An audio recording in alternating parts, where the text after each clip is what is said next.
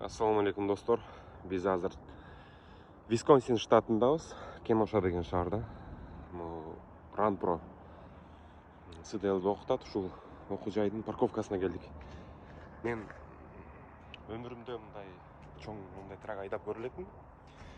Портерден чоң машина айдап көрө элекмин да, мындайча айтканда. Азыр мына тракты бисмилла чыгып жүргүзүп, эң биринчи дегенде эле могул жерди сүздүм, анан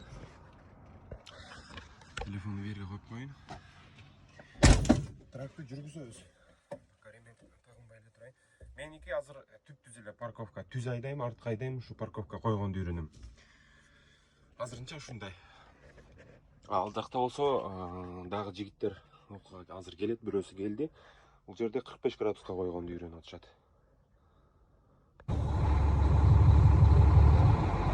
Ушундай достор. Түз алдыга айдайм. Кайра аркага алып келип коем ушунтип.